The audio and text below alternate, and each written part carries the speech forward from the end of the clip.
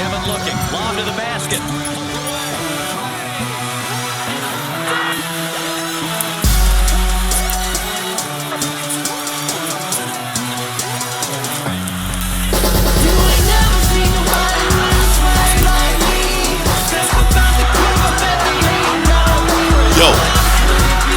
Yo,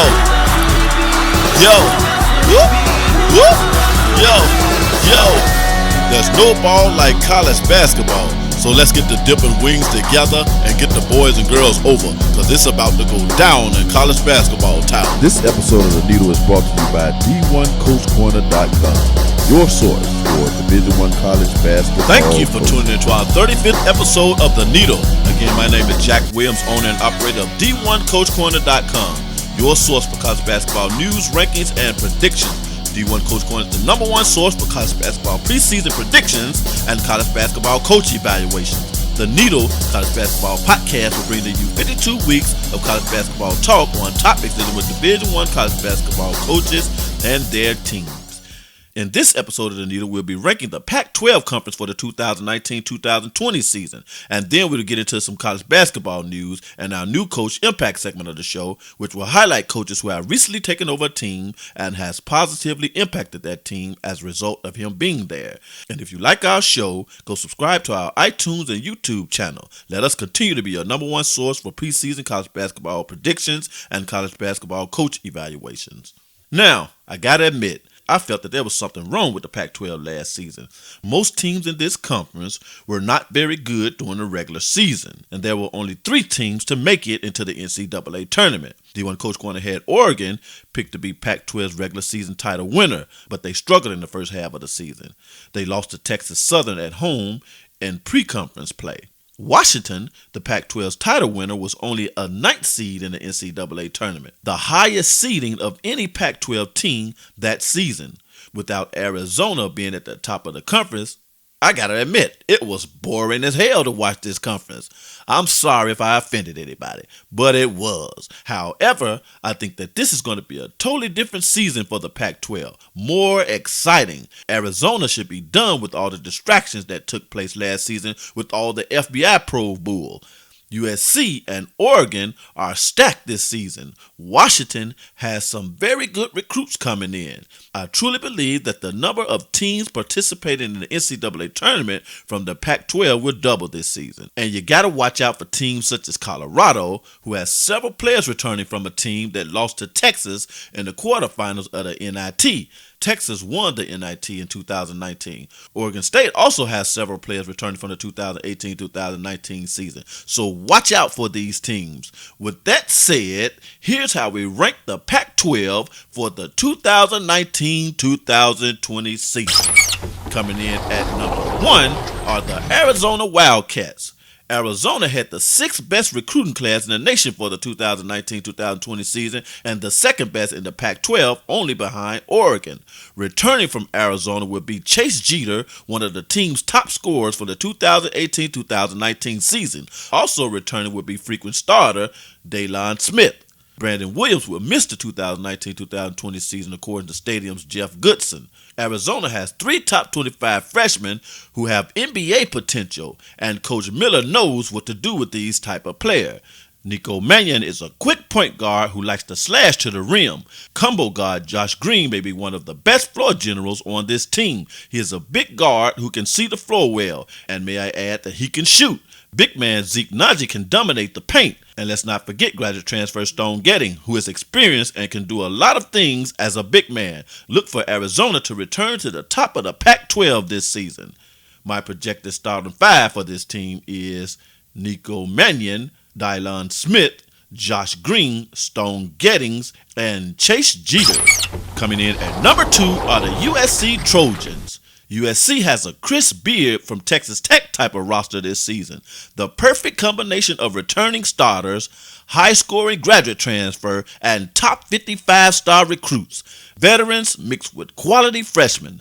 This USC team on paper can win the Pac-12 and move deep into the NCAA tournament. Jonah Matthews and Nick Rakocevic have returned.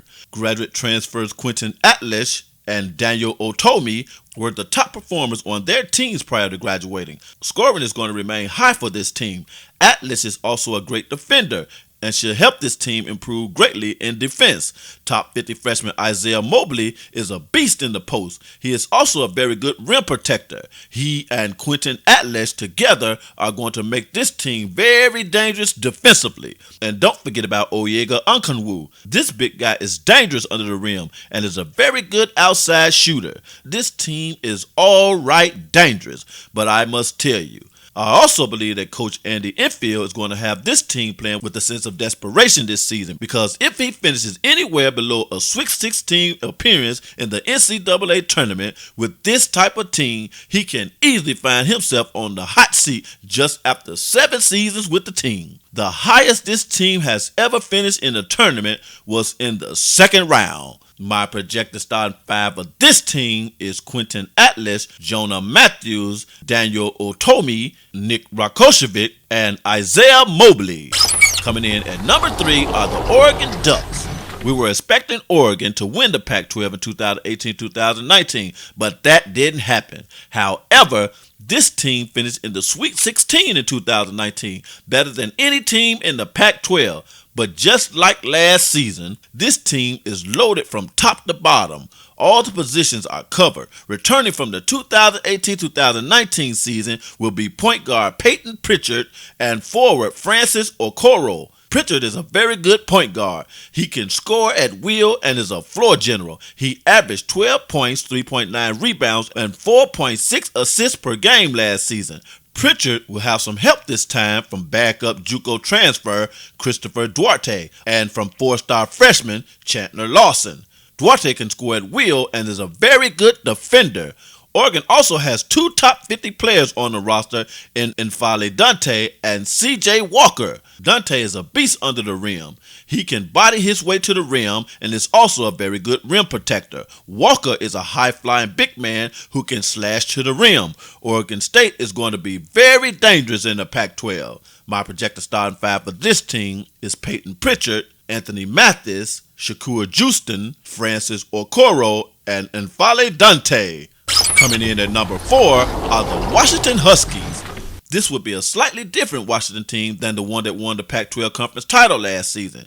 There will be several players missing from this roster due to graduation and transfer. Fortunately, Washington has reloaded with the 11th best recruiting class in the nation, according to Rivals.com. Washington has added 2 top 10 freshman recruits in Isaiah Stewart and Jaden McDaniels. Stewart is the second best college basketball player in America, according to Rivals.com. He is a big-body future NBA star who can run the floor. McDaniels is a 5-star big man who is very athletic and can shoot. He plays more like a 2 and 3 rather than a 4. Let's just hope that he doesn't get pushed around due to his lack of size. Washington will also have the luxury of having a nationally ranked shooting guard on the roster come 2019-2020 season in Raekwon Battle. This top 100 ranked recruit is a lights-out shooter. He'll be perfect for drawing out the defense because of his ability to knock down the 3. At the point guard position will be Kentucky's transfer, Quade Green. According to Seattle Times, he will be eligible to start in conference play of 2019-2020. His role at Kentucky was reduced by Calipari for some reason or another prior to leaving the team. The one concern that I have for this team is depth at the point guard position. My projected starting 5 of this team is Quade Green, Raekwon Battle, Hamir Wright, Jaden McDaniels, and Isaiah Stewart. Coming in at number 5 are the Oregon State Beavers. Oregon State, a team that finished 10-8 in the Pac-12, will be returning several players from the 2018-2019 season, which includes frequent starters Ethan Thomas, Tress Tinkles, Alfred Hollins, and Kylor Kelly. With the roster strengthening, this team has nowhere to go but up. Hopefully the Pac-12 conference performs well as a whole, because a weak conference schedule coupled with struggling conference play may have kept Oregon State out of the tournament last season. With the weak 2019-2020 pre-conference schedule, Oregon State is going to have to hope that the Pac-12 conference does well this season. My projected starting 5 for this team is Gerard Lucas, Ethan Thomas, Trace Tinkles, Alfred Hollins, and Kylor Kelly. Coming in at number 6 are the Colorado Buffaloes. Colorado has nearly all of its players returning from the 2019-2020 season. Chemistry should be very high with this team. Colorado lost only to Texas in the quarterfinals of the NIT in 2019. Texas won the NIT. This is a team that is poised to be in the running to receive an at-large bid to the NCAA tournament if they play well. It all depends on what their preseason schedule looks like. The only concern we have with this team is depth in the backcourt. Colorado was ranked only 7th in the PAC-12 in assists per game last season. It's going to be interesting to see how far this team goes in 2019-2020. My projected starting five for this team is McKinley Wright, Shane Gatling, Tyler Bay, Deshaun Schwartz, and Lucas Seward. Coming in at number 7 are the Arizona State Sun Devils. Arizona State will get back their second best point guard in the Pac-12 from the 2018-2019 season in Remy Martin. He was the second best point guard in the Pac-12, only behind Jalen Hands of UCLA, who turned pro after the 2018-2019 season. Arizona State will also return 2 other frequent starters from the 2018-2019 season in Rob Edwards and Romello White. Edwards should be 100% and will be looking to increase his value as a pro before the end of the season. Expect him to score in high double-digit figures night after night. White, the team's second best rebounder from last season, will be poised to lead the team in rebounding next season. JUCO transfer Andre Allen is also an excellent rebounder and should help replace the 10.3 rebounds per game lost by the departure of Xylon Cheatham. Allen averaged 13.3 points and 8.4 rebounds per game in his final season at Arizona Western Community College.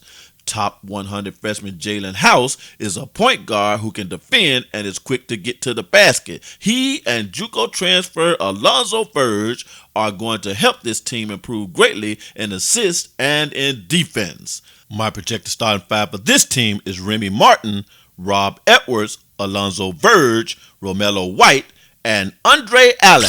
Coming in at number 8 are the Utah Utes. This is going to be a very young Utah team made up of mostly freshmen and sophomore. Cedric Bearfield, Nova Toplavich, and Parker Van Dyke have all graduated, and Jace Johnson has taken his services to Marquette. Dante Tillman has transferred to UNLV, and so on. Fortunately for this Utah team, they will be getting back 3 frequent starters in Timmy Allen, Both Gotch, and Riley Batten. Other than that, 8 out of the 11 scholarship players have never played a game on the Division I level as of yet. That may be a problem in the end for Utah.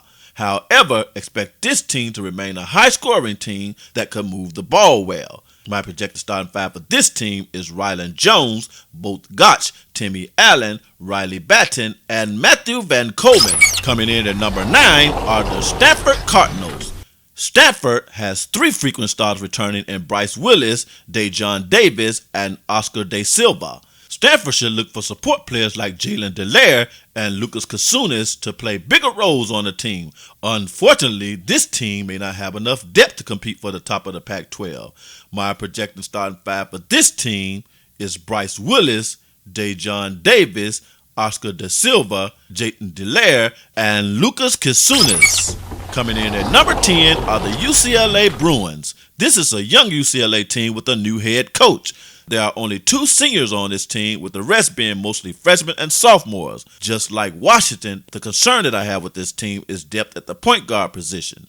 Freshman Tiger Campbell may be the starting point guard on this team with no one to back him up. My projected starting five for this team is Tiger Campbell, Prince Ali, Jamie Jaquez, Jarif O'Neal, and Jalen Hill. Coming in at number 11 are the Washington State Cougars. Washington State will return 3 frequent starters from the 2018-2019 season in C.J. Ellaby, Marvin Cannon, and Jeff Pollard. Washington State will look to Javale Robinson to play a bigger role in the starting lineup. Robinson played in 32 games and started in only 7 last season. Washington State has also brought in a star JUCO transfer, Isaac Bunton, to help on defense and in scoring. He is listed as the 14th best scorer, 68th best in steals, and the 29th best in the nation in assists. He averaged 21.4 points, 5.5 rebounds, and 5.6 assists per game in his final season at Casper Community College. Let's just hope that he helps this team to improve in defense. Washington State was one of the worst defensive teams in the nation last season. Washington State had a negative 3.9 scoring margin last season. They allowed their opponent to put up on average 78.7 points per game last season. That's more than the 74.8 points per game that the team put up on average. Getting to the top of the Pac-12 for this team may be an uphill battle next season. My projected starting five for this team is Isaac Bunton, Jervay Robinson, C.J. Ellaby, Marvin Kenyon, and Jeff Pollard. And finally, at number 12 are the California Golden Bears. This team was very bad in every category last season. Can Coach Mark Fox turn this team around this season? We shall see. My projected starting five for this team is Paris Austin, Kareem South, Matt Bradley, Andre Kelly, and Grant Anticipovich. And so much for that. And now for some college basketball coaching news. Chattanooga has given Lamont Paris a one-year contract extension. Coach Paris is in his third season with the team and hasn't had a winning season as of yet. What a blessing. The University of Miami's head coach Jim Larrañaga announced Phil Bear as the team's strength and condition coach. Virginia's head coach Tony Bennett has declined a pay raise and instead asked the school to pay for raises for his staff. Good stuff, man. Good stuff. North Carolina's head coach Kevin Keatts gets a 2-year extension on his contract. Coach Keatts is in his second year with the team. And now for our new Coach Impact segment of the show. This new Coach Impact segment of the show is brought to you by D1CoachCorner.com, your source for college basketball news, rankings, and prediction. In this new Coach Impact segment, we'll be discussing head coaches who have been head coaches of a Division I basketball team for no more than 5 years and who are on the upper trend towards taking that team to another level. This week's new Coach Impact highlights Washington's head coach Mike Hopkins. The Huskies have a great recruiting class coming in and could remain competitive in the Pac-12. Just in his second year with the team, Coach Hopkins led Washington to the Pac-12 Conference regular season title and led the team to the NCAA tournament last season.